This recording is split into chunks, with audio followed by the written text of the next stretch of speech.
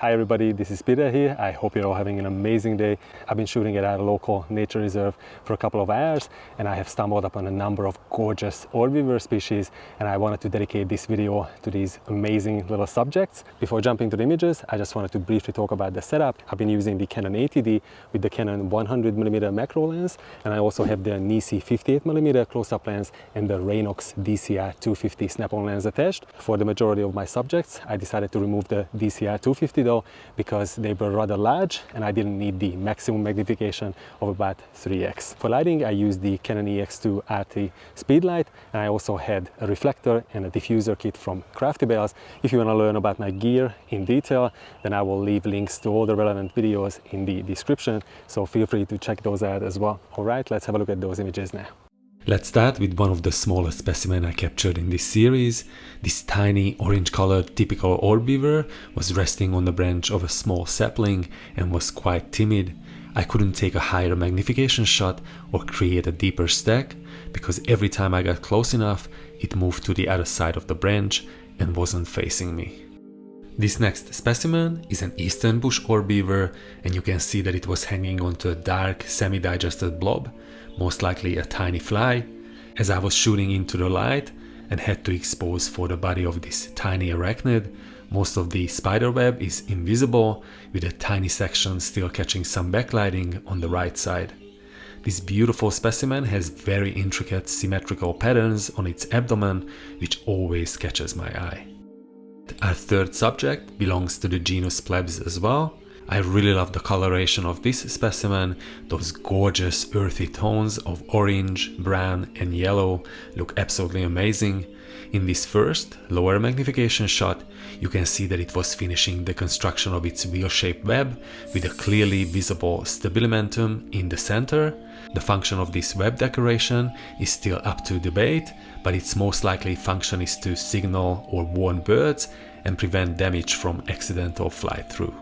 All of these images are single frames, as it was moving around quite a bit. The last two shots were taken with the Raynox DCR-250 attached, and even though not the entire subject is in focus, the discernible details of some parts of its body are still quite impressive. The fourth subject is another orb-weaver, but this one belongs to the genus Salsa. This high-angle image shows how tightly they can fold their legs, which makes them look quite compact. You can see that it had its rear left leg still resting on one of the silk strands, most likely to detect any movement that might indicate that a potential prey had become trapped in its web. Our next specimen is a typical orb-weaver and looks quite chubby and rather hairy, even on the ventral part of its cephalothorax and legs. The abdomen is covered in slightly shorter bristle-like hair too, and you can see multiple strands of silk coming out of its spinnerets. I think it was consuming whatever was left of its prey, because the fangs are not visible in this shot. This second image is one of my favorite, which is such a cool moment, as I had never seen an orb-weaver use its fangs for preening. If I zoom in, you can spot the fangs tightly wrapped around on one of its front legs, which looked fascinating.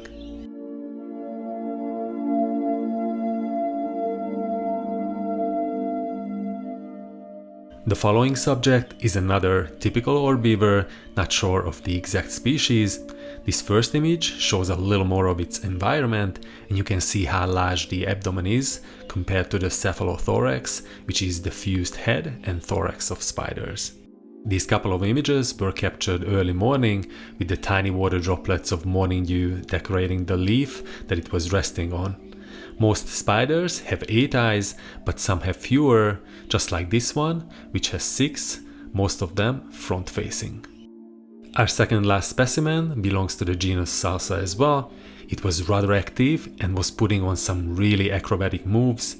I took about half a dozen shots, but it was quite difficult to nail the focus at this magnification. I really love the green hues of the background in this second and third image. In this shot, you can see that it was essentially hanging onto the stem of the plant by a single strand of gossamer.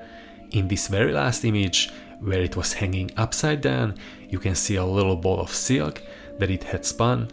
Maybe it was an egg sac, I'm not sure, but if you know, please let me know. Our very last subject is probably one of the largest orb-weavers I've ever captured. I was so fortunate because I was about to leave when all of a sudden I noticed some movement coming from a shrub. I got a little closer, and then to my surprise I saw this beautiful, quite colorful specimen envenomating and wrapping a fly in silk. It was extremely skilled and fast, and in less than a minute the fly was completely covered and immobilized. I wish I had been able to create stacked shots, but I'm still quite happy with this series. I was especially stoked with the beautiful colors of the background in these frames and that there weren't any distracting elements.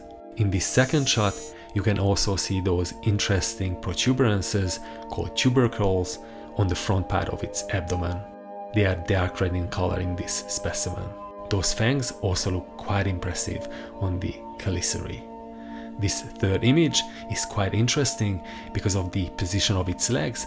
It looked like a pinwheel or windmill. The last three images were in portrait orientation. I tried to create as detailed shots as possible in single frames once it had changed its position, and you can see the amazing intricate web structure in these macros much better.